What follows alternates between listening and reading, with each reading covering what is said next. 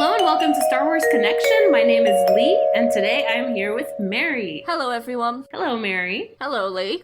And today we're going to do a review of the Star Wars The Last Jedi Novelization by Jason Fry. And if you've been listening to our podcast, then you have probably already seen the tipsy novelization review in collaboration with the very awesome and very hilarious The Force Awakens. If you haven't seen that episode, check it out because it's fantastic and very funny. However, that episode is brief and also literally tipsy. So we wanted to also do a sober review, and we're going to be doing a longer and more in-depth discussion. Why don't we begin with our general impressions? Mary, what did you think about this book? I am going to be very honest. I really enjoyed it, and even though I do like The Last Jedi as a movie, I actually enjoyed the book more. I can't believe it. I agree. Woo!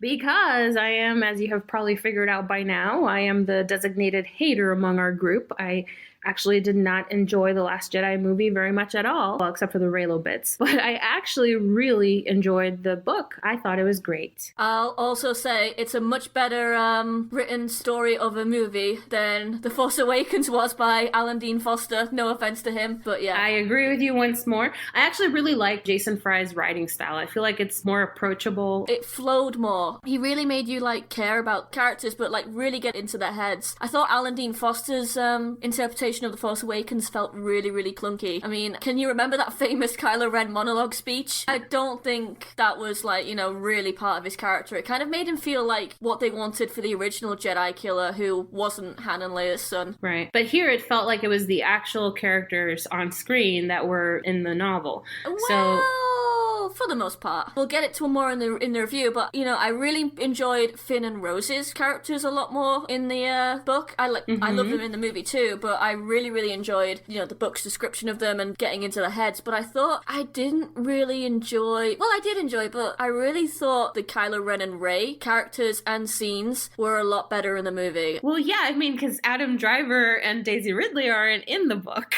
But seriously though, did it feel like it wasn't them in the books? Did it feel like it was imposters? Because that's how it felt to me with the Force Awakens novelization. It didn't feel like the same character that I'd seen in the movie. But for me, in the novelization for The Last Jedi, it does feel like something Kylo would say and do, or Rey would say and do. For me, as you know, we've discussed this, I think issues with Rey's character in general in The Last Jedi came across in the book in a similar way. So there's a consistency there at least. But anyway, the first thing I want to do is talk about Reylo, because I think that's the one thing that we can all probably agree on, that Reylo is awesome and it's canon in The Last Jedi. So let's talk about how it was represented in the novelization. Mary, were you giggling or oh my god, at any point while reading the novelization?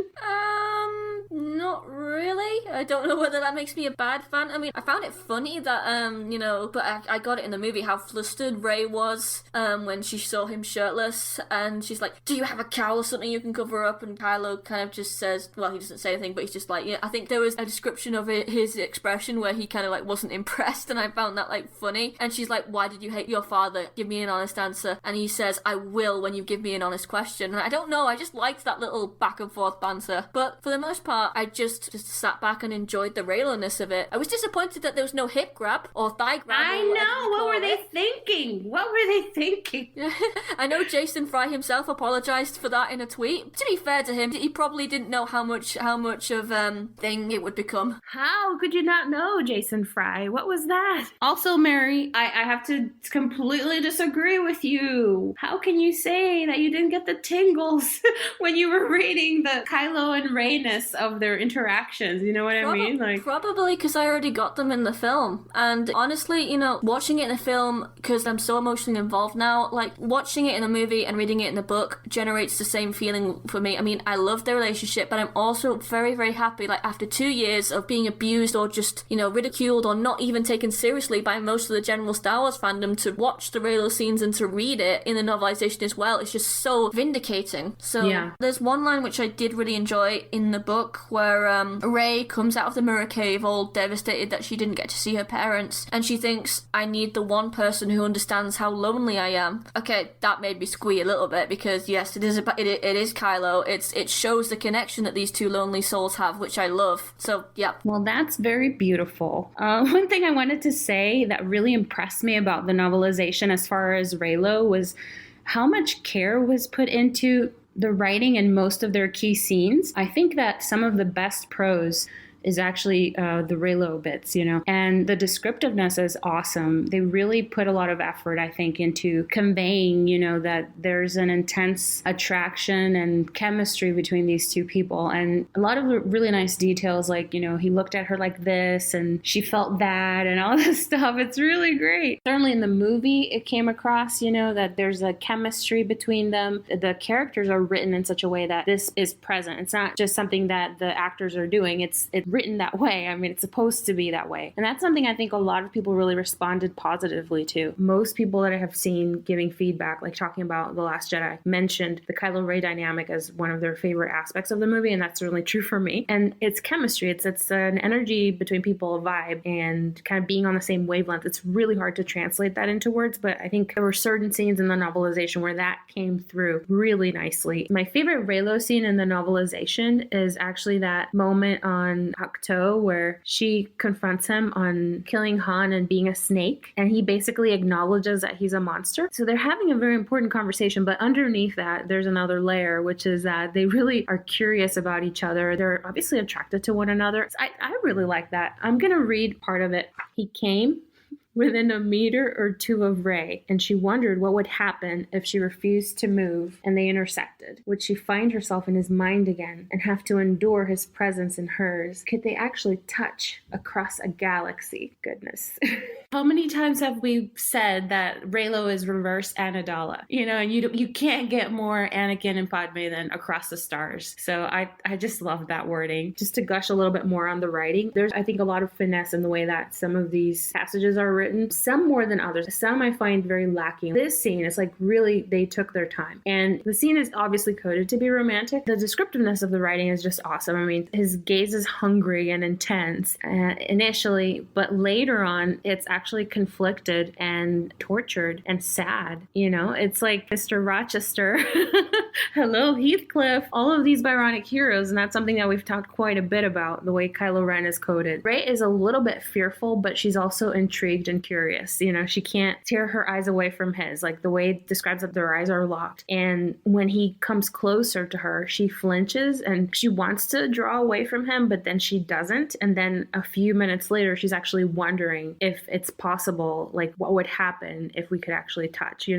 That's great. I mean, that's awesome. That's fantastic. And that tells you that part of her wants for that to happen, and part of her doesn't. So that conflict. And then you actually have like a description of waves crashing violently against the rocks. I mean, it sounds like the cover of a romance novel, but also it's a really nice reference to their sexual energy, how nature can be so destructive, how sexual impulses can be so dangerous and scary but powerful, and this magnetism between them. It's like the waves are gonna crash onto the rocks. That's inevitable. That's just the way it is. And in the same way, it's inevitable for Rey and Kylo to clash, but they're also drawn to each other, and that's just the way it is between them. Very nice visual representation there of the powerful energy and conflict between them. And there's water on his palm. We'll not even get into that. And I really love the descriptions of how Kylo looks at her, hungry like the wolf. Page 175. His gaze was hungry and knowing. Oh my god, this is really like a Harlequin romance. My goodness. Also, not just like the hungry, needy kind of gazing that he gives her, but also at times, his eyes are full of hurt and conflict, and Rey can see that. Lines like that I think are really important for the people who don't necessarily grasp emoting that the actors are doing. So I think Adam Driver is so good at this, but sometimes you need it to be explicitly written out so that it can't be missed, even by the most concrete viewers. It's written out, it's spelled out. I know that you didn't really like the hand touching scene in in the book. No, I preferred it a lot more in the movie. I thought it was more like sweet and more emotional in the film. Like he's sitting across from her, and there's this quiet moment that the two of them have. There's just no dialogue between them. It's just their thoughts that we're not privy to, but you can tell that they're having a moment. And I thought, I don't know. I just thought it was very sweet. Whereas in the book, I don't know. I just did not get that same feeling of it. Do you know, for me, I'm not going to say it was just the opposite, because I value the scene in the movie as much as I do the one in the book, but I really appreciate the differences because I feel like they're both so layered in different ways. For me, what makes the movie on par with the impact of the book scene is just the actors and their chemistry. There's a vulnerability that they have, and it's a visually very beautiful scene. But in the book, I thought the description was more intimate and more, I don't know, it was sweeter in a way to me. I'll read a little bit of it from page 181. The moment Rey reached her hut, she had felt him near her in the Force. The connection between them was so raw and powerful that it reminded her of touching a live wire in the wreckage of a starship. She had closed her eyes, opened them, and found Kylo Ren there, right next to her, where she sat on the stone bench, as if she could actually reach out and touch his hand, his face, his hair. That tells you that she wants to reach out and touch his hand, his face, his hair. And I mean, who doesn't? Kylo Ren's hair is amazing. And then this next line elevates it to another level. At the sight of him, she'd felt relief surge through her. It tells you that emotionally, there's something going on between these two people. It's not just physical. It's not just attraction and lust. There is that, yes, but there is that emotional connection. I think it also says how much Rey has come to appreciate Kylo Ren as someone who is there for her as opposed to Luke, because Luke just doesn't want to listen to her at all, whereas Kylo does. So I think even though the relationships aren't the same, I think that's a nice juxtaposition between them, and it tells you why Rey does become a lot more sympathetic to Kylo Ren as opposed to Luke. Even in our conversation, Luke is cock blocking Kylo. He is. In the same scene, there's another description where she wanted to touch him so badly that even though she thought it wouldn't work, she had to do it. She reached out to him, but their fingers actually touched. She grasped his hand, jolted by the contact, and saw the same shock had gone through him. This is the part that I really love. When Luke walks in to find Rey and Kylo with their hands clasped, staring into each other's eyes. They're not just touching hands, they're grasping each other's hands and they're staring into each other's eyes, That was actually in one of the behind the scenes. You actually see Adam Driver and Daisy Ridley clasp hands as as they're filming. And they should have left that in. Yeah, I think they should have left it in. But I still like the scene that they chose. It was beautiful. It was beautiful. I have no complaint. I just really, really enjoyed the Reylo dynamics in the book. I found that it was unfortunate, and you might not agree with me, but I really wish that they had done a better job in the novel of showing the connectedness between Rey and Kylo Ren during the Praetorian Throwdown, because aside from the fact that we're missing the thigh grab, in the scene, the visual representation of that fight, you could see them in sync with each other. You could see how they were attuned to each other and they were a team. But in the scene in the novel, it's basically just Rey's point of view. There's times when you don't know what's going on with Kylo, and you don't... Apart from the spluttering lightsaber behind. I'm sorry. Jason Fry is somebody who has awareness of the fandom and its different factions. I think that he's one of the few people connected to the production in some way who directly addressed our community by name. He said, "Hey, Reylos," on Twitter, he's like, "My book's coming out, blah, blah, blah." Right away, my ears perked up. I'm like, So if Jason Fry knows what's up, and he knows what's up, and then he writes stuff like, page 241, she sensed Kylo's excitement and his hunger, as if he were a beast finally freed. I mean, give me a break. It's you know what you're doing, dude. And then Rey fell back and dodged the segmented whip. She could hear Kylo's lightsaber spitting and crackling behind her, and his grunts of effort. God, that's too much. My goodness, think of the children. You gotta know, he typed that and he kept a straight face. I don't think so. Was somebody reading fan fiction in order to write this? I really appreciated that line. Thank you, Jason Fry. But aside from that, I didn't get the sense that they were connected in the Force and synchronizing with each other in the same way, you know? It was kind of more like they were bumping into each other, like she bumped into his bag. Bump and grind, yeah.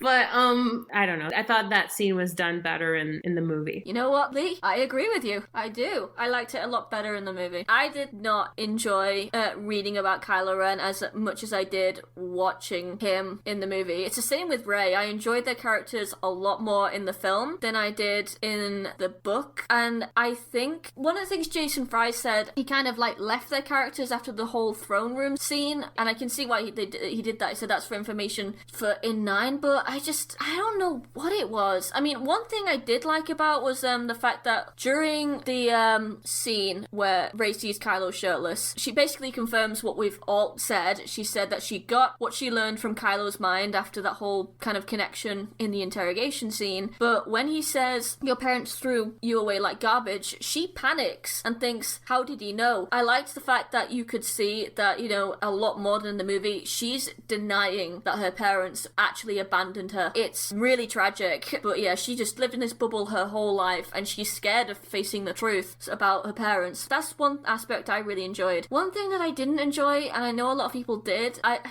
the scene where Rey kind of like ships herself express style to Kylo in that pod, and it's instead of like a cold neutral expression we get from Kylo, which works in the movie because you need more suspense. He flirts with her, and she kind of, I don't know, you could say she flirts back with him. And while the Reylo shipper and me should rejoice, I was just, I don't know what it is, but maybe it's the absence of Adam and Daisy because they're so good together. But I kind of felt like it was a bit jarring because he's taking her to Snoke, and you don't know what his plan is. You're like, you know, it's been confirmed in the commentary, and you do get the sense that, you know, Kylo has resolved to kill Snoke, but I don't know. It seems very jarring that they're there flirting, and then he's taking her to Snoke, and Rey's like, you shouldn't do this. You know, I feel the conflict in you, blah, blah, blah. I don't know what you thought. I'm not really fussed by that. The way I look at it, if there's going to be Reylo flirting at any point, I'm not going to be the one to object to that. I have zero problem with it. And also because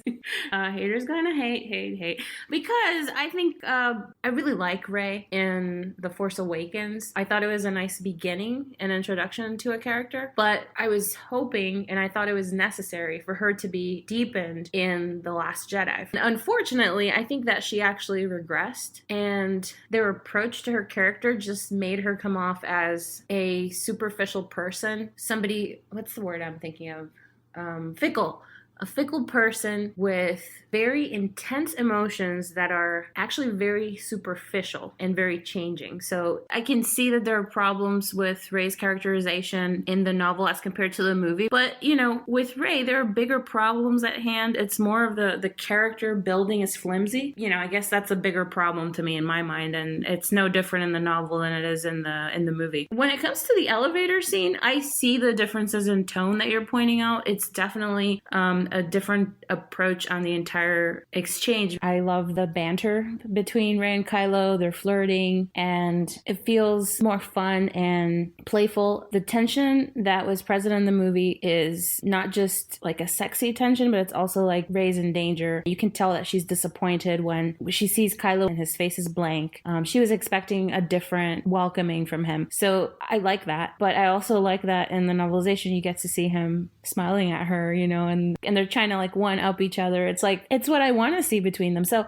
I hear you. It's different, but I thought it was great in both. I really enjoyed Kylo Ren in the book. I enjoyed Kylo Ren a lot more in the movie because for me, part of what makes Kylo Ren so fascinating and so appealing is the portrayal of Adam Driver. So when you're missing that charisma, you know, and that unique energy that he brings to the character, it's just not the same, I don't think. And in the book, it still felt Kylo-like. It's just missing something. That being said, it's missing Adam Driver's sex appeal. It's missing Adam Driver. But I think aside from that, I really enjoyed that we got insight into Ben Solo that we didn't. Yes, I did as well. One thing that I found really sad actually was, and interesting at the same time, you notice when Luke arrives on Crate and Kylo sees him, how it describes his reaction? Yeah. He's terrorized. He's terrified. He's afraid.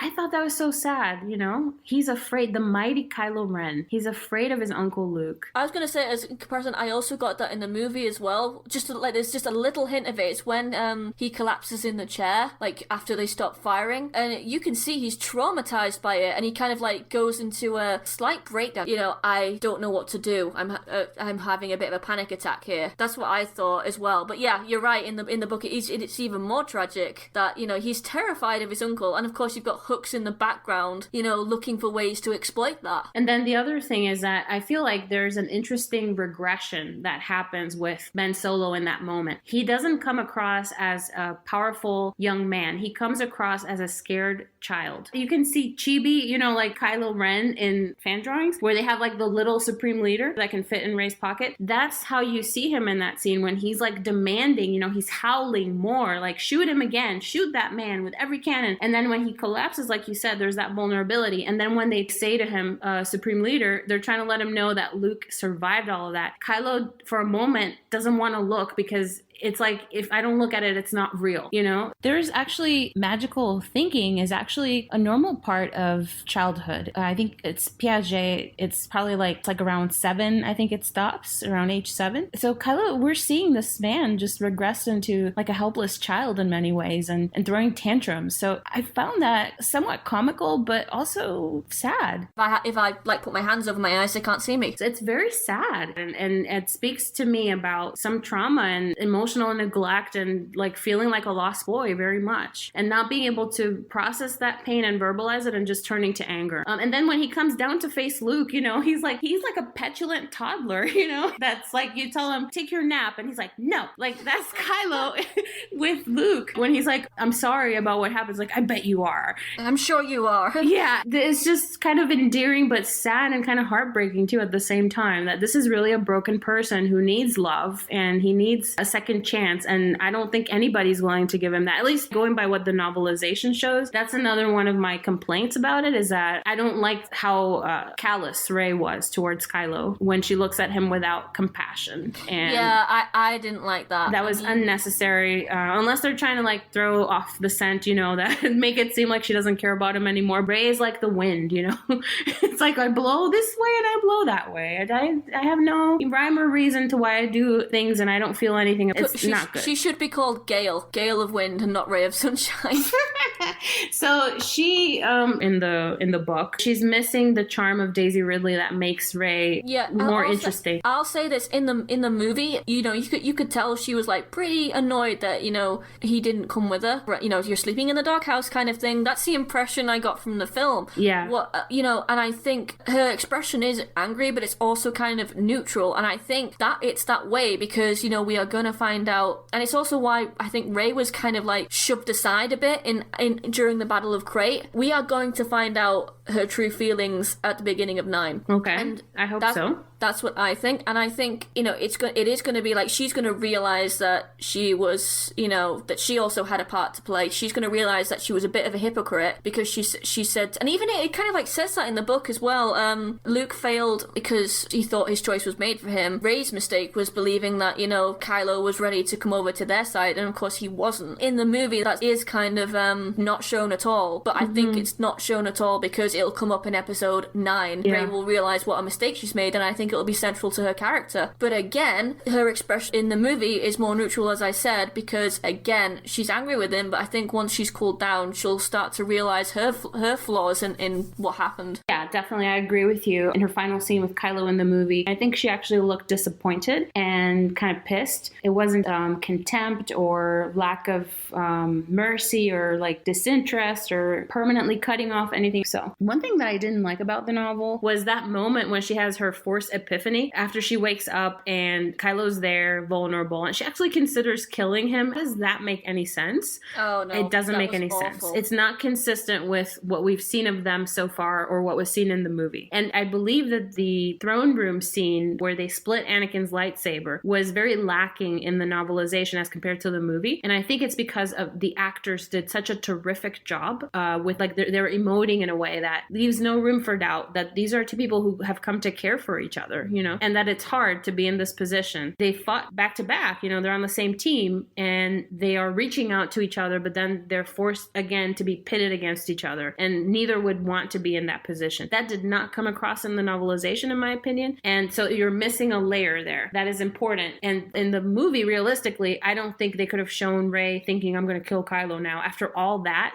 especially after how angry she was with Luke for even thinking that. So, it's just a disconnect. So jarring. And if they did film that scene, I don't think they did, but if they did film it, I'm so glad they cut it out, even though, I know a lot of people were annoyed at, Kylo just waking up and Rey was nowhere to be seen, and we hadn't seen her side of it all. There's a moment where she stands there looking at him and she has this epiphany about how she's just an instrument of the Force, and Kylo will have his own journey. So in a way, it comes across as her thinking, I should get rid of him now, but you know what? The Force will take care of him. It's kind of mean, and just she's using this experience to further her own Force journey without any regard to Kylo, where not 30 minutes before she was putting on makeup and hopping into the thing to save her, prince. I don't buy it. I don't think for 1 second that Rey even considered killing Kylo Ren seriously. I think what she did was that she stood over him, watched him sleeping, and thought, like Jane Eyre, that there are such fine materials in him, and brushed his hair away from his forehead, and then she left. That's my headcanon too. I get why Kylo would think that Rey considered killing him when he says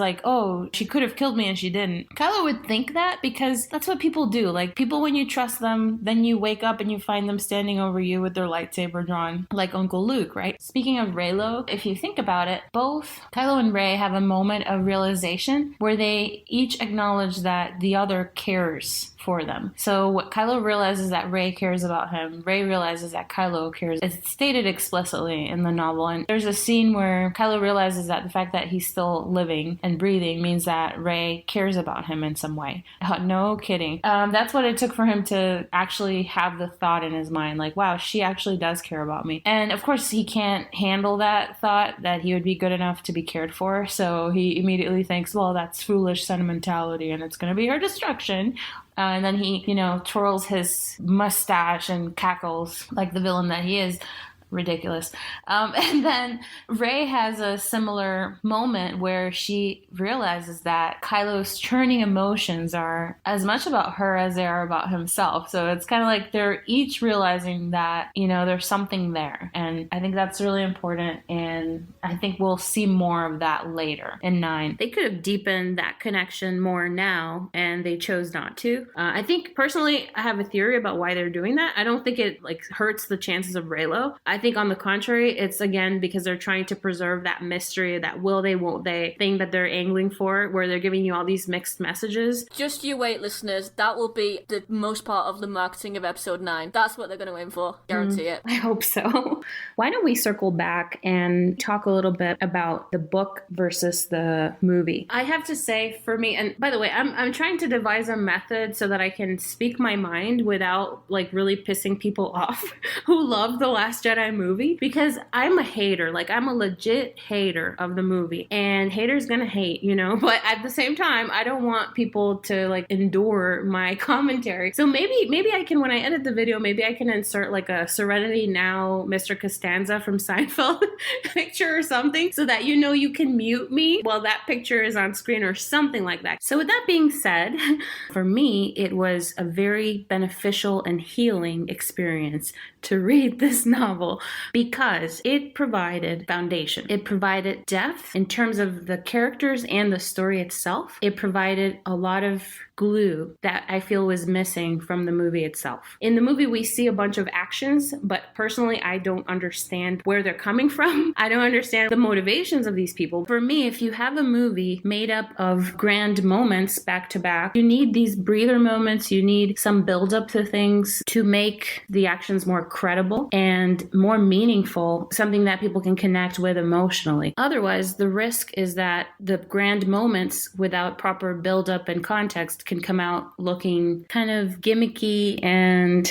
like stunts. I think that the novelization provides a solution to that issue. The much needed connective tissue. It's the little bit of glue that's going to hold all the big things together, right? So I think Jason Fry just did a great job, especially with making you feel like you have some insight into each individual character, so that even if you don't agree with the choices that are being made for them and for their storylines, it still makes the story more palatable. There were a lot of really beautiful character moments there that I thought were important, and that it's unfortunate that they weren't included in the movie. My sense is that the story was overly ambitious and that you couldn't realistically fit all of that into like a 2.5 hour time slot. So they had to just cut out foundational elements because we needed time for BroomBoi, right? BroomBoi. If you hated The Last Jedi, I think it's worth reading the novelization so you can maybe come to terms with the story a little bit more. And if you really enjoyed the movie, I think reading the book will make you enjoy it even more. I also say I do see where your reservations about the film are coming from, and I like have certain problems with it myself, but I'm just resigned to the fact that this is the story we're getting, and so I'm going to go along with it because I'm too emotionally involved in it now to back out. But yeah, I can totally see where you're coming from, and I think it could have worked a lot more if they weren't going with the trilogy stance. If they were going to episode 10, then yes, I think it would have worked a whole lot more. But I still enjoyed it. It kind of like brings back a quote from Adam Driver, I think, who said it, that Ryan trusts his audience to understand the nuances. Oh my god, you're absolutely right. Like, Adam warned us. I don't think he warned us. I just think, you know... I'm kidding. I remember thinking, no, the audience is not ready for that. I mean, this is the Star Wars fandom, right? We've all seen what the Star Wars fandom is capable of. They are not ready for nuance, and yeah, some of the backlash towards The Last Jedi has pretty much confirmed that for me. You make a good point. The Star Wars audience and the Star Wars fandom, I mean, they're never going to be satisfied no matter what, no matter how great a story is, right? But it's also true that if you overdo it on the nuance, at some point you actually undercut the significance of things and you lose meaning. Yes. There are some things that you can't shortcut. I know. I think, yeah, Ryan should have toned down the nuance. Like, just for us listeners, I did enjoy The Last Jedi, but yes, I do have some problems with it. I most certainly didn't enjoy it as much as The Force Awakens. Why don't we switch gears a little bit? Let's talk about character arcs and storylines and all that. I was gonna mention Luke. I enjoyed his character a lot more in the book as opposed to the movie because more of his motivations came across. Like, one thing I really, really wish they had not cut in the movie was when he opened up the Force and kind of like connected to Leia. He realizes, you know, like the big mistake that he made in not going with her and kind of like hiding away. And so he's there on the island shouting, Rey, I'm gonna come with you. I've woken up, blah, blah, blah. And I'm like, why didn't you keep that in the movie? In the film, he just shouts at Rey, but you don't know why he's going to her or why he's looking for her. So I thought, you know, that was really good. I have to say, I've been a little bit apprehensive about the idea of Luke's dream about a wife when I heard about it. But when I opened the book and I read it, I really liked that approach. I think right away, it kind of reset my expectations for the novelization, where I didn't expect to see like a word for word rendition of what happened in the movie, but like a fresh take and an interesting approach. And it was very poignant, and I think right away it endeared Luke to me in the book. Anyone who has watched like the episodes with me in know I'm a huge EU fan and I'm a huge Mara Jade fan. So when I heard the fact that Luke had a wife and it wasn't Mara, I was like really, really worried. I was like, are you kidding me? This could have been the one chance that they could have used to bring Mara back, and you didn't take it. I mean, I've long accepted that Mara wouldn't come back. I mean, David Filoni said so much in a tweet that you shouldn't expect it to come back. But when I read it, you know, like, I did enjoy that little part because it made you feel sorry for Luke. You know, like, everybody in a life, you know, like, imagines what would have happened had their lives gone differently. You know, like, yeah. He kind of wishes he just had a simple life and never had left Tatooine, even though he was desperate to as a boy. What I didn't like about it was I just think they could have used Mara as the wife of Luke. I mean, I don't have anything against Cammy. She is a childhood friend of Luke who actually featured in A New Hope before Luke left. It was in a deleted scene. In Legends, actually, she married somebody else, like another friend, which was quite interesting. But I just thought this would have been the perfect way to bring back my favourite Star Wars character in some form. Luke could have imagined this beautiful red-haired, green-eyed woman as his wife on Tatooine. You've brought back Mara, you've satisfied some fans. There we go. Well, yeah, but, you know, fan satisfaction and happiness wasn't really a factor that they took into account when they were approaching Luke Skywalker in Episode 8. It was more about what they thought was best for the story. Unfortunately, those decisions ended up being pretty offensive to most people, I think. I actually am one of those people who caught me in. Like, we're 6 months out and I'm still like angry over what they did to Luke, and I can't agree with it. Not so much the premise of it, which I thought was awesome, a flawed hero, fantastic, but the execution of it I thought was janky, to say the least. But I'm not going to even get into that because I know that I'm just going to go on a rant, that's going to last like 30 minutes or more, and ain't nobody got time for that. Let's talk about other Luke related topics in the book. In the book, you get a real sense. It's that scene where Luke takes Rey up to the cave and says, the legacy of the Jedi is failure, blah, blah, blah. They allowed Darth Sidious to take over at the height of their prime, blah, blah, blah. I thought that was really well done in the movie anyway. But in the book, you get a real sense that Luke actually didn't want to bring the Jedi Order back as it was. Then he saw Ben, his nephew, with the mighty Skywalker blood, and so he decided to open the training temple. Now, what happened? Why did Luke suddenly decide to take Ben and some other kids and start a training temple when it's hinted at, especially in the book, that he never really wanted to do that? I mean, we don't get the answer in the book anyway. I think we do. It's just not stated explicitly, but I think if you connect later with another scene where they're talking about how Ben's Force signature was always powerful but streaked with darkness even when he was in the womb. And later on, when Luke confronts Kylo Ren on Crate, he talks about that he's a broken boy and he can still see that boy within him, surrounded by this armor of just like his fury, right? And his even like cruelty. I didn't like that part of it, but he mentioned something about having wanted to protect Ben from that. So I think that he was afraid of the limitless potential, I think they mentioned, of Ben Solo and the streaks of darkness. So he felt that he had a responsibility to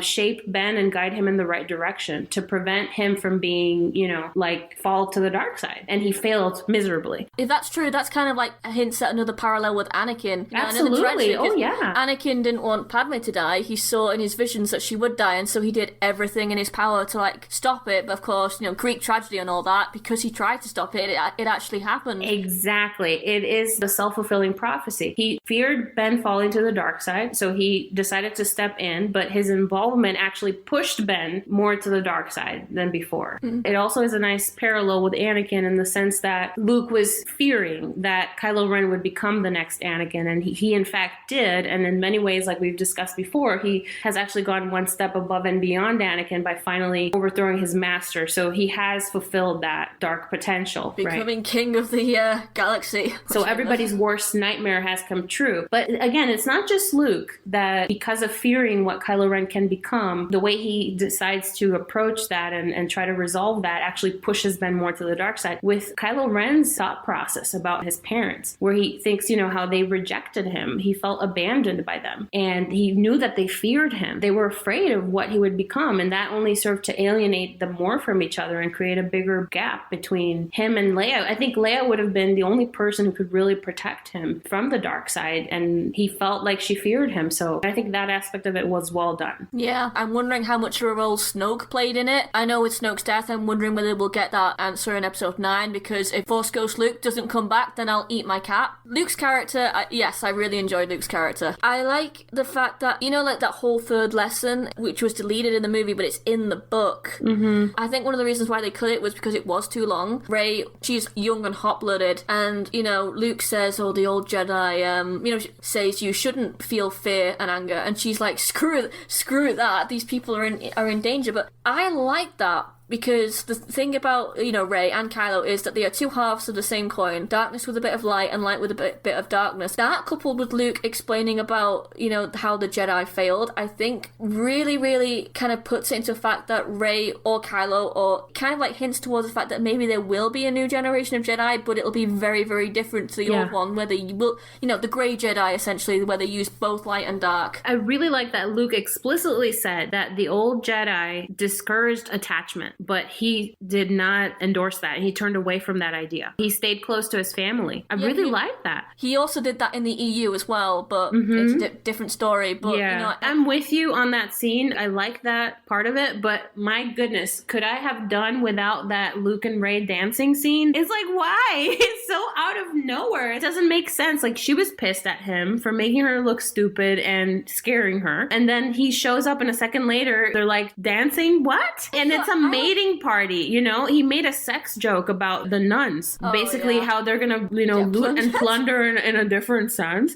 Ha ha ha. And then he dances with her. Like, dancing it's a stand-in for sex when people can't do it. So, like, why on earth would you put these man and a woman dancing together when you're not trying to convey that? Or unless they're throwing a bone at the Rook supporters. Lee, come on. Just think of poor Luke. He hasn't seen a good-looking woman in years. Oh, no. Okay, I'm kidding, listeners, I'm sorry. Somebody mentioned this to me, I think it was Denise, that maybe they were putting Luke in the role of like the male dance partner for Rey because they want you to think like, I wish it would have been Kylo instead dancing with her, you know? Also, Luke is really grumpy. You know, he's not very nice to Rey in the book or the movie, and that's why I think some of her motivations for attacking Luke come in, because, you know, she spent so long trying to convince this guy that to come back with him, that people really need him. His sister needs him, and he's just like, no, get off my island, get off my lawn, I'm not telling you anything. So she becomes, you know, angry at him as you would, and it also like adds to her feelings of abandonment because he's a very different father figure to Han. And of course that's why she becomes more and more sympathetic to Kylo, because he's the only one who will listen to her. But anyway, not only that, I mean, yes, you could say that, you know, because Luke is so grumpy, you want Kylo to be the one dancing with her instead. But I went back and reread that scene, and it's just, yes, I do get your reservations for it, but I didn't see any sexual undertones there. I kind of saw it as it was like Luke's own way to apologize to Rey for making her look stupid. He kind of felt bad and then offered her to dance as a way of an apology. Oh, to be clear, I'm not saying that Luke was hitting on Rey. I don't think that's the intention of the characters, but I think it was a misstep to include that scene. I didn't need to see it, you know, because there is an implication. It's subtext. It's not that I'm saying that that's what it meant when Luke offered her to dance, but the subtext of a man and a woman dancing at a mating party, you know, is there. And why? It's like the Folgers commercial with the brother and the sister that everybody thought was an incest commercial. It wasn't the intention, but I just could have done without that scene. I'm glad they didn't include it in the movie. Yeah, I'm glad they didn't include it in the movie either, but maybe you could argue that maybe there's a slim chance that, you know, everybody's partying, it could be a wedding and everybody's drunk. Maybe you could like argue it's a slim chance of the father like dancing with his daughter at her wedding before she goes off to her husband, her groom, Kylo. Yeah. Okay, I like that interpretation. And that's what happens because she does fly towards, you know, fly to Kylo after that. Okay, I'm not grossed out by that scene anymore. Thank you. I'm glad to help. What else? What other characters did you enjoy? I really enjoyed Finn and I really enjoyed Rose a great deal. Agreed. I like them in the movie, but there's so much more to them in the book. Same here. And I really liked the differences in the portrayal in the novelization versus the book. And I don't think that they contradict each other. I just think that it's a different style. I'll tell you what I noticed about Finn. In the book, he comes off as so boyish in a way. You know what I mean? Like, he's cute. There's that line which you've just made me think of where he says about DJ to Rose, for a thief, he's got a pretty good ship. And Rose just turns to him and says, say that sentence again. And Finn realizes what a ridiculous line he said. Finn comes across as a little bit innocent, naive, good-hearted, optimistic, you know, all these great traits, but he comes across as almost vulnerable. Like, in a way, he needs to be taken care of. I love that scene where Poe tells Rose, if you don't come with us, who's going to take care of Finn? You know, they're not emasculating him, but the portrayal in the book is much more boyish and naive than John Boyega's portrayal. Because John Boyega, he comes across as more manly and more competent in a way than he does in the book. And I enjoy both portrayals very much. I guess also in the movie, he comes across as a little bit more sexy, but in the book, he comes across as like a kid. Maybe he comes across as more sexy because there's a... John Boyega's hot. Well, yes, of course he is, but I was going to say, like, there's a great article, I think it's by by the Nerdist that explains that The Last Jedi is basically told from a female gaze, especially from Rey's point of view about Kylo, but also from, Rose's point of view about Finn. I mean, she's the one who kisses him, with John Boyega being sexy, and, if he is portraying it as that way, it's kind of like Rose is seeing that and is attracted to him, so that's probably why, if you know what I mean, if you understand what I'm saying. I have to say, I don't think that it's like a deliberate thing on John Boyega's part. He just comes across that way. Well, I know you were disappointed that there was no shirtless Finn. Yes, I was. I was hoping that we would see him in the back to tank, But I'm not complaining. We got shirtless Kylo. That's really all I wanted for Christmas, so we're good. But the point is that I think that there was a refreshing innocence about Finn in the book. Like when he keeps repeating, it'll be okay. Like when him and Rose do their like space version of rock, paper, scissors to determine what side they're going to go in, when they're running away on Canto Bight. So there's a playfulness and a cuteness that I just really enjoyed. With Rose, I felt that she was more tough and, kind of like this chick is like not somebody to be messed with in the book as opposed to in the movie, because it's the opposite. I feel like Kelly Marie Tran is so adorable that it's like I'm not really believing her that she's dangerous. You know what I mean? You see, I'm about the same height as Kelly. Mm-hmm. I am very protective of my friends, so I can kind of see where you're coming from. But like when I've been out, like for example on nights out, and guys have been interested in my friends, I am the one who goes up to them and basically tells the sleazy guys to go away, and everyone is surprised by that. It's hilarious when you see a 5'3" like telling a 6' guy to like go away. Yeah. No, I don't make that mistake. I've met a lot of feisty short people. I'm actually pretty tall. I'm almost 5'8", but I've met short people that are scary. But no, I don't mean because of her height though. I mean because of her demeanor and her facial expressions. Like, when she stuns Finn in the movie and then she puts her stunner away and she's like, like posturing. It's adorable. I'm not feeling threatened. You see, I disagree. Maybe it's the fact that, I relate to Rose and Kelly a lot in that sense, but like when she first stunned Finn, I was like, her facial expression, I was like, whoa, you do not want to mess with this chick. So I disagree with you there. I don't think Rose does come across as cute, but I think Kelly Marie Tran, just to compare the two, is way cuter and way more bubbly, and I've always thought Rose was tough in the film. You mean like as herself as opposed to the character? Yeah, definitely. But I'm sorry, I just don't take Rose like as a threat the way that I do in the book. Like, she's calculating, she is hardened, she's a little bit cynical, and I love it. So I'm not saying that Kelly Marie Tran didn't do a good job, but I feel like it's a softer approach to her character that I think was necessary too, because if she came off as bitchy in the movie, people would hate her even more. The fact that she was adorable, I think, endeared her to a lot of people. You see, that's the thing. I disagree. I think she's pretty tough in the movie. What I think probably makes her a bit tougher is her not opinion, but like she does not understand Finn's feelings for Rey. And I am so glad they cut this out in the movie, because that really would have made her come across. It would have created a big drama controversy issue. So I'm glad that they did cut it out, but I understand her. Like, Finn's like a broken record. Rey.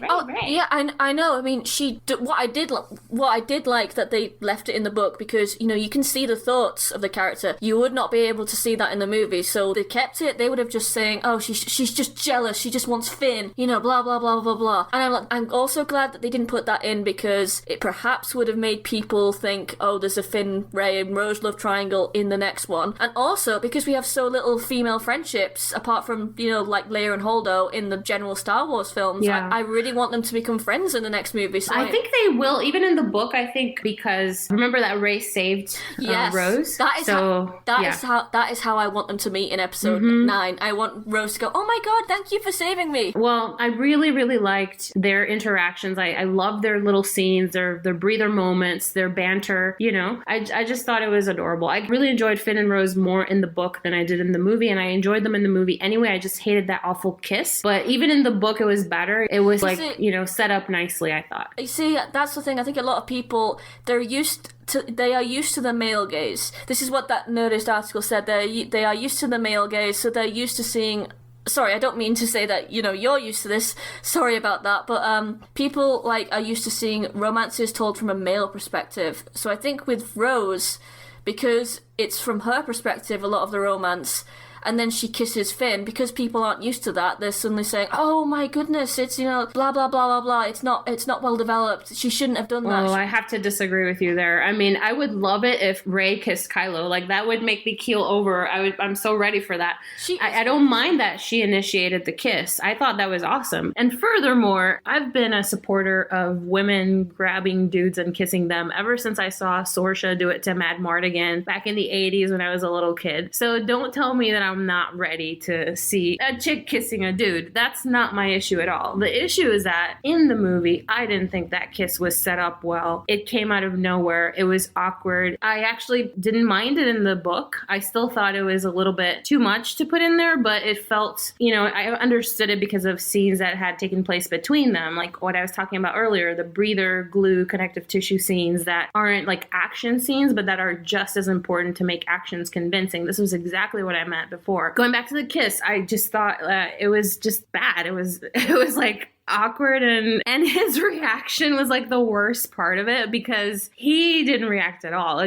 They could have really done a much better job than they did. You know, if you're gonna do that, you gotta commit to it. Like, she should have grabbed him or something. I can definitely see where you're coming from, but the scene, it's just like, she is injured. She would not be able to grab him when she's got broken arms and it's held down by, the speeder's, seatbelt. I'm going to call it a seatbelt for lack of a better term. She wouldn't be able to grab him, and she's there injured. Why did she have to have broken arms? She could have broken legs. Yeah, exactly. Why did she have to have broken arms? It was too half-assed, basically. It was not pleasing visually to me. It wasn't pleasing visually, but Finn has never been kissed by a girl before. I don't think, being a stormtrooper who's been I don't know that. They have girls in the First Order. Yeah, but everybody's played spin the bottle. You've just said he's so innocent. I don't think he even, has even considered the concept of a kiss before. Because I don't know. I think that's a lot of assumption. I don't know. He could have reacted a little bit. He didn't, and it just made her look bad. I think because now people are making fun of her for throwing herself at him, and it's all one-sided because he doesn't give a damn. And I don't believe that he doesn't, but that's how it came across. And I feel like he's like the actor's distancing himself from the romance. Actually, as a result of that, it has made it a one-sided thing. I don't think it is, by the way, especially with that scene when he's like covering her with the blanket and all that, and dragging her back after she's dragged him. In the book, I see the connection and I understand that there's something there that's really blossoming and it's reciprocal, right? But in the movie, it comes across as Rose just is in love with Finn and he is still kind of not really into her. You know what I mean? I think he is, I think it does come across that he is into her, but I get the impression that, it's his first kind of like real romance. He doesn't know what the hell he's doing or he's feeling. But I think, the more he goes along with it, the more, and this is, again, it's a nice contrast between the relationship between Rose and Rey. And actually, that's something I wanted to speak about. Rose starts to care more about Finn as well as the Resistance. With Rose, Finn gets to care about a cause. I mean, there's a line in the book that says, he says, page 141, I was raised in an army to fight for a cause. Then I met Rey, and for the first time I had someone I cared about to fight for. That's who I wanted to be. Through Rose, he is like starting to care for a cause to fight about, as well as the girl, not just Rey. So that's what I really think it was. I don't know whether you agree or not, but also like it was more of a contrast between the two. I mean, Rose doesn't understand why he only wants to find Rey. I mean, she keeps saying, why do you want to find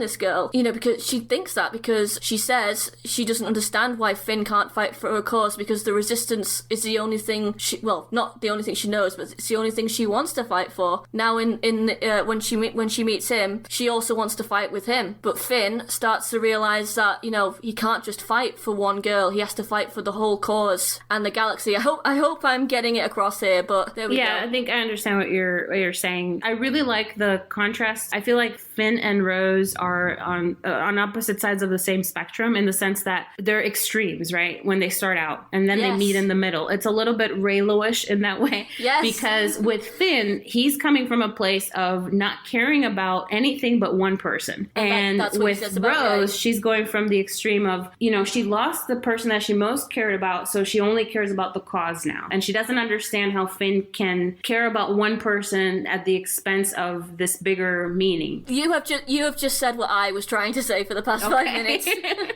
But I see what you're saying. And so they have to come closer to the middle, and then they understand each other along the way. And now they have found in each other this thing that will help them fight for a bigger cause even harder than before. So I really like their story, but I didn't come to that conclusion until I read the novelization. I don't think that was necessarily portrayed well in the movie. One thing I really liked was actually the oh god, how do you pronounce them? The Fathiars. The Farthiers? Yes, the big space horses. You know, like, you really, like, get to learn a bit more about...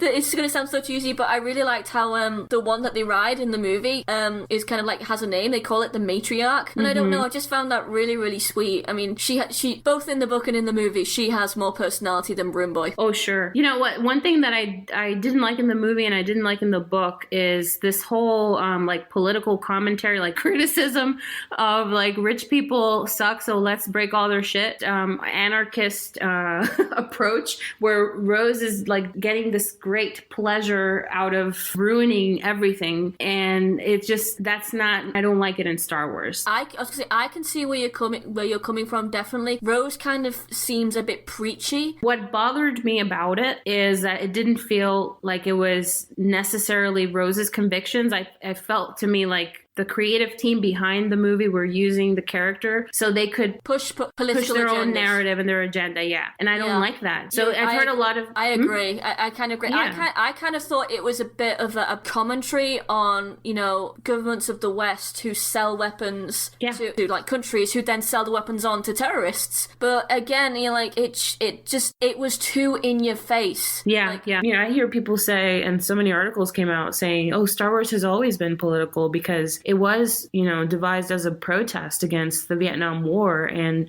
actually, Darth Sidious was inspired by Nixon. Yeah, that's true. That being said, the story was told in such a transformative way through use of archetypes. So it doesn't become a story about how much Nixon sucked and how devastating the Vietnam War is. It becomes a story about good and evil, choosing to do what's right and all this stuff, rather than become something preachy that when you see it, you right away associate it with 1970s world events. You know, it's something that's relevant to us today. It's something that's universal and speaks to every person, no matter where they're from and what side they're on politically. With Rian Johnson's movie, that is so not the case. So I feel like they took a large theme and they made it trivial and tiny and something that only appeals to a part of the people, as opposed to something that we can all universally identify with, regardless of our political views. It feels to a lot of people like it's pitting, you know, people against each other. So it's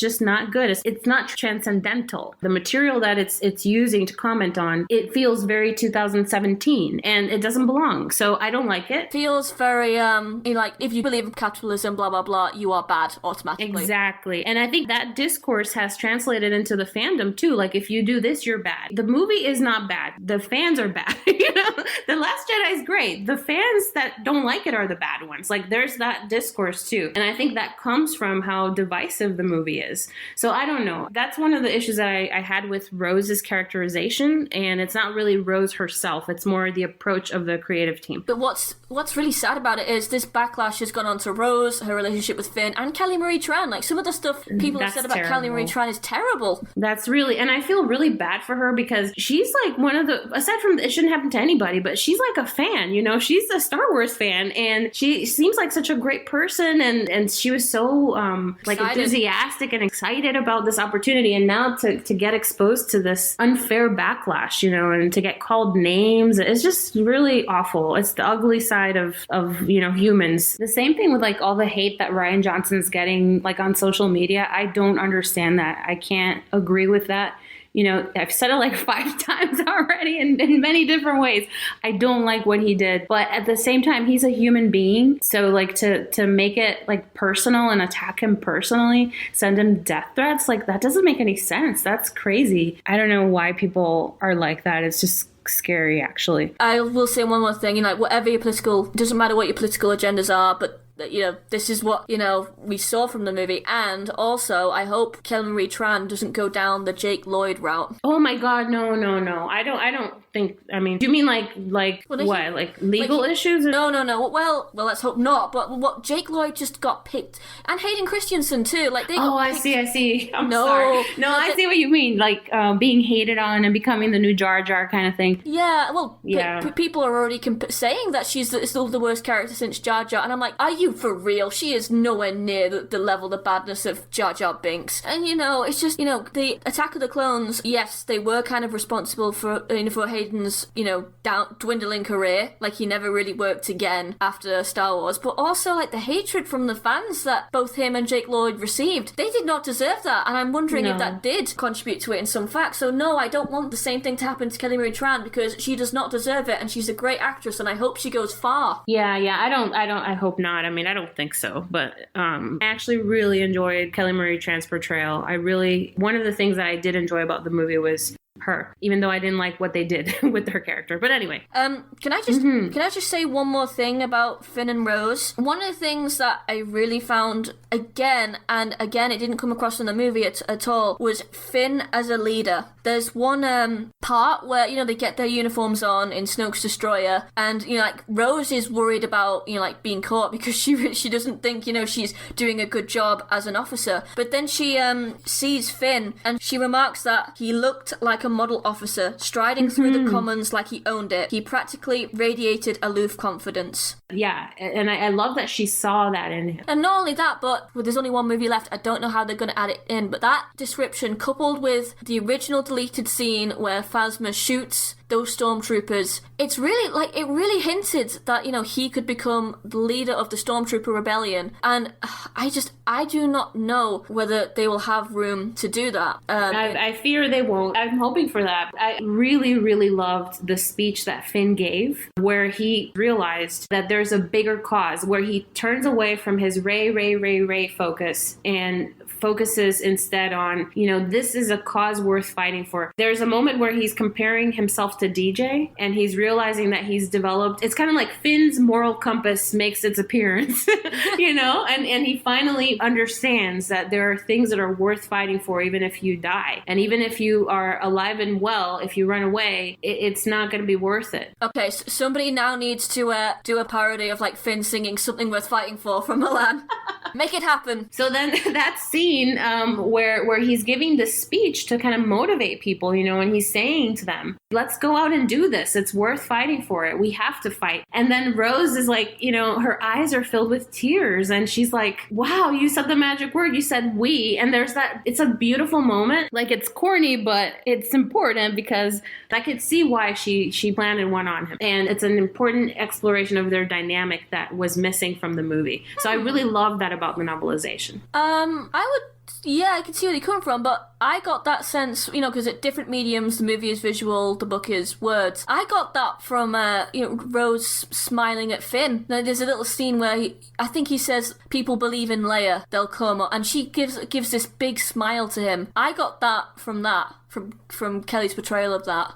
So maybe, I don't know. Can we finally move on from Finn and Rose? I feel like we're doing the Finn and Rose podcast. There's so much to say about that. There is one thing, and it's going to lead into another character, I promise you. There is a chance that they may do a kind of a Stormtrooper rebellion, but not in the way we think. Finn, he may be able to persuade some of the officers of the First Order, particularly the older officers, because wow, one of my favourite characters and storylines, both in the book and in the movie, was Hux. Yes, I really enjoyed Hux's character in the movie, and if you listen to our predictions podcast, one of the things I predicted and wanted was his men turning on him. Now, we didn't get that in the way we expected, but oh my god, did we see what could potentially lead that way, because you have the older officers, there's Peavy, and there's oh god, what's the other fellow's name? Kennedy is his name. All of their descriptions of Hux, he comes across as a child, an angry tantrum child who doesn't know what he's doing, and they complain about this with a lot of the younger officers. They hate the fact that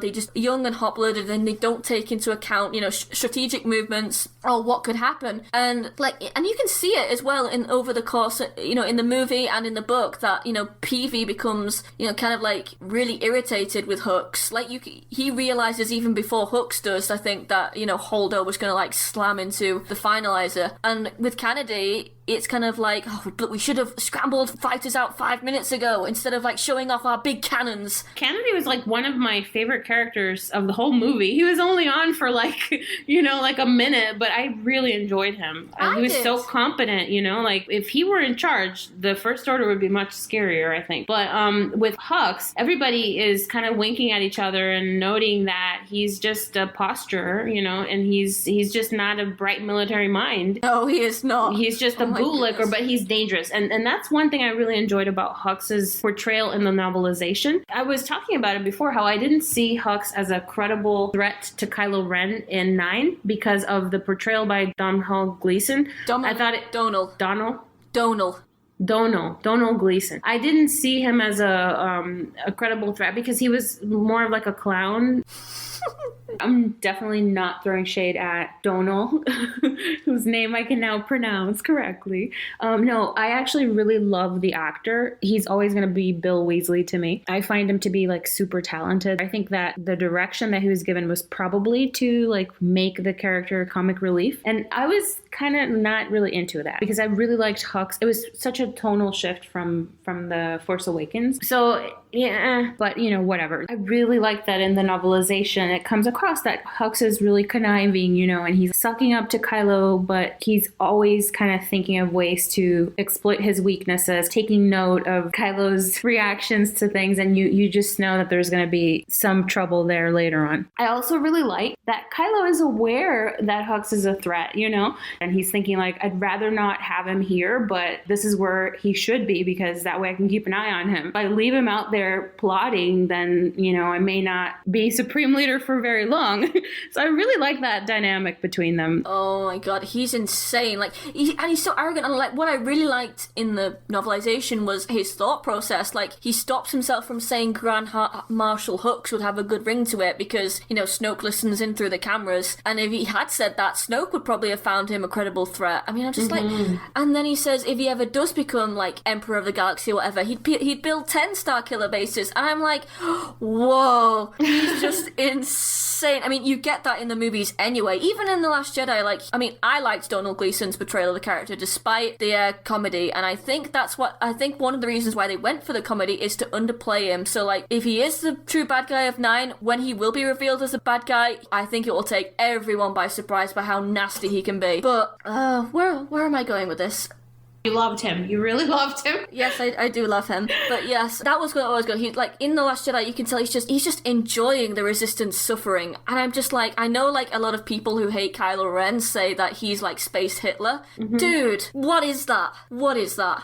You've clearly got the wrong character. I'll talk a little bit about Snoke because one of the things that I really enjoyed about Snoke in the novelization was his thought process. The way that he perceives things through the Force, the way that he thinks about Kylo Ren. You can see almost that there's a contempt. Part of Snoke is, I think, irritated and annoyed by Kylo because he sees him as a needy child. He could feel Kylo through the Force, like, wanting approval, and it kind of annoyed him. I thought that was fascinating, actually. There's also that, like, line where he has Rey and he says, oh, I bridged your minds, and, like, he felt the pain and confusion coming off Kylo, but he ignored it, and I'm just like, wow. Like, yeah. I mean, a lot of people have always said that Snoke, with the gold robe and everything, he's basically a child abuser. And for a lack of I know that's pretty deep, but he is. Yeah, I think it's pretty deep, and I personally, I'm careful not to, like, say that he's a child sexual abuser. I know that's come up in other podcasts, and I don't agree with that interpretation, but I do see the angle of abuse in general, manipulation and emotional neglect, and certainly with Ben and Snoke, because you're thinking about how long has Snoke been in Kylo's mind? We don't really know, but it sounds like from early on he was trying to manipulate him through the Force. So I really liked that aspect of the exploration of Snoke's thought process. And I really liked also that Snoke makes a fatal mistake. Like, I don't believe that he bridged Rey and Kylo's minds. I think he thought he did because he didn't know. He's so arrogant. That's why he thought it. He's so grandiose. And he's relying on what his senses are telling him. That's not the best method, to just rely solely on what you see and hear, right? So he thinks that he's foolproof because he's monitoring Kylo's those churning emotions. And then when I love that description, when he feels all of a sudden Kylo is calm and focused and determined, and he misinterprets that, and he thinks it means that Kylo is going to kill Rey, and then it turns out he's the one who's the true enemy that's been vanquished. I really liked reading Snoke's kind of inner monologue, basically. I liked hearing his inner voice that nobody else has access to, you know, rather than what he chooses to say. You can just hear Andy Serkis narrating that when you read it. What else do you want to talk about as far as characters, or? We have not mentioned Poe. Oh my god, that is a very interesting omission. And maybe a passive-aggressive omission on my part. I actually liked Poe in the novel. I did not like him in the movie. I really liked his admiration of Leia and how it came across in the novelization. How that moment where he thinks about brushing her hair away from her face, but he thinks that would be too familiar, so he doesn't do it. But the fact that he's like really happy, like when she like appears, like she shoots the door down, and he's like, it's mentioned like before he can even like tell her how happy. Yeah, she shoots him. But my favorite Poe moment in the novelization was that moment when they're in the transport and they're watching the other transports get picked off one by one and all their friends are dying. And Poe's like looking around and he sees how everybody is just kind of freaking out. And he looks to Leia. She is calm and collected. And he knows that she's just as upset, if not more. But she's really doing a good job of keeping it together because she knows that people are looking to her. And he then tries to model his own behavior, you know, and try to imitate her a little bit. So it reminded me of like, you know, like a mother duck and her duckling. And I generally resent Poe and his surrogate sonness with Leia, because I think that Leia is more of a mother to Poe than she is to Kylo Ren in the movie. And I don't think that's fair. I think they were, sadly, I think they were, that was going to be a thing in episode 9. I wouldn't be surprised if they were planning that. But yeah, I'm sure. I mean, yeah, because I don't think they're going to make Leia that callous, but she came across as a little bit uncaring to me in the latter part of the movie. And she doesn't before, you know, she gets blown up. So I was wondering if maybe in her force coma, like she forgot that she had a son. I don't know. But the point is that I really enjoyed that moment between him and Leia. I didn't begrudge him, you know, his connection with her, the fact that he thinks of her as a mom and she thinks of him as a son, because I thought that was a really beautiful character moment between them. I really liked, you see a bit of his cunning side in the novel. A little bit, I mean, you see it in the movie too, but it's really apparent. Like, there's a line that's mentioned. He says that there's a fatal mistake you can make and it can cost you your life. And he says that Holdo just made that mistake. And I was like, oh wow, this man is dangerous. He is cunning. But I also liked a little bit of his softness. You know, like he cares for his people. Like there's a little bit of a description where he's talking about people he trusts, like, you know, Connix and that alien who he teams up with. But then he also mentions Snap Wexley and Jess Pava. You know? Yeah, people who have been with him, and you see the relationships in the comics as well. So I really liked that we got like a bit of insight into the people he cared about, and I wish we had like a little bit more as well. I found Poe really obnoxious in the movie. He's not held accountable whatsoever for the fact that, you know, he destroyed half of the resistance and caused all this trouble because he couldn't trust his superior because she was a woman in a slinky dress. And nobody questioned him. Nobody called him out on it. He did not feel any remorse, you know, over his actions. There's no moment where Poe is sorry about anything. So, you know, Poe is just not for me. This is just like on a personal Reylo shipper thing. I'm sorry to damn Rey shippers, but I actually did like the fact that that little scene with him and Rey at the end was omitted in the book. When I watched the movie, I couldn't help but notice that there were some scenes that I felt were kind of tying strings between them. Like at one point, Poe is given the tracker that connects to Rey and the camera zeroes in on him receiving the tracker. When Rey is screaming, Poe wakes up screaming, you know, and I thought, oh my God, maybe he heard her in the Force, you know? And then, of course, that brief conversation, it was like, it wasn't really a big deal, but it was so subtle and it was there. And I was thinking, you know, oh, what does that mean? But after reading the novelization, the idea that I had that maybe they had connected those scenes with some kind of a purpose. It has nothing to do with anything. It was just choppy editing. So with the novelization, you can see those events don't even happen at the same time. Like it doesn't happen that, you know, Poe wakes up because of Rey screaming and the tracker doesn't have any significance and there's no meet and greet moment and smile and you know, she liked his face, shenanigans. That was in the Force Awakens novel. So, but they didn't have to like rehash it. There was no point because that's not the point, you know? Well, I will say that, even Ryan Johnson, I think, said in the commentary as well, he just said, I love that these two finally got their moment, which kind of says, like they were intended to meet in the Force Awakens, JJ cut it out, and so maybe there's a storyline coming up in 9, which personally I think will happen, and so they thought, oh, we've got to get them to meet in the movie as well. And also because, they are two main characters, she's the protagonist and he's one of the main supporting characters, so it does make sense that they do meet. Yeah, but there's not, no nefarious purpose for Reylo that can be read into that scene, I don't think, anyway. Especially after reading the novelization. But anyway. No, I agree. I can't say I enjoyed Poe, but I didn't despise him in the book. I thought that it was an improvement. Yeah, I liked him in the movie and I liked him fine in the book. Should we talk about Leia? Yeah, I really liked Leia in the book. I thought that they gave her more, that scene with Chewie was amazing. It should have been in the movie. I liked the little line she said where she's like, I've just got up on my feet. I'd like to stay that way. Yeah, and you notice that when Poe was giving his beautiful speech about we're the force that will light the fire, that will spark the flame, that will combust and then explode over the First Order. When he was going on his rant, in the movie, she's rapt, she's with just like, oh my god, Poe is so awesome. But in the book, she was looking at her son and at Luke Skywalker, and she turned her attention away to tell people, what are you waiting for? Follow him. But she was looking at her son and her brother. What else can we say about Leia? Well, I think, because we can see her thoughts, like she thinks about her son a lot, and her brother, how much she misses her brother. I did think it was, done great in the movie with Carrie Fisher's expressions as well, but it was just nice to see her in her thoughts as well. I like also that in the novelization, the Mary Poppins Leia moment was nowhere near as jarring as it was to watch it on screen, for me anyway. To wrap up, briefly, things that we really liked and things that we really didn't like about the novelization. I really enjoyed Hooks' character.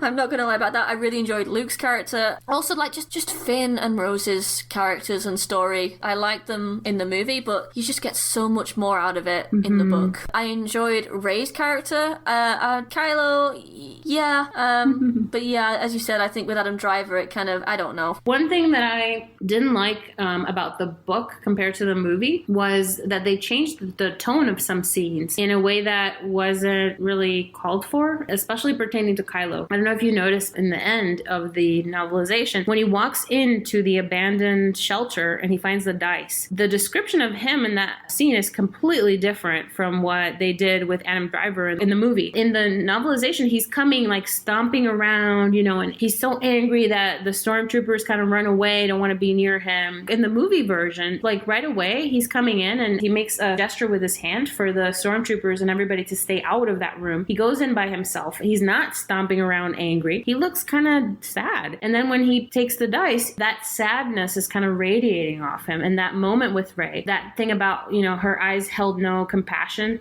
and that, I don't know why they messed with that in the book. There was no need to do it. It was such a nice scene in the movie, and it gives you, something to look forward to because you know that they're not over. But in the book, they put she severed the connection. What a dramatic, unnecessary word. I didn't like that scene at all. I actually forgot about that scene when he's storming through it. It says here, he's got his teeth bared, and I'm like, what? So yeah, I actually forgot about it. And there's that scene earlier when he says to Luke, and I'll read it, Rey, Kylo said, speaking her name like it was poison. Why? Whatever. He says, she aligned herself with the old way that has to die. I don't think so. If we go by, how angry she was, those old books saying you have to be, calm and peaceful. Yes, Kylo, you totally got that wrong. Why? Just why? No. All right. Well, just to kind of wrap up, would you recommend this book? Hell yeah, I'd recommend it. I would recommend it too. I strongly recommend it, especially to the haters like me out there, so that you can make some peace with this story.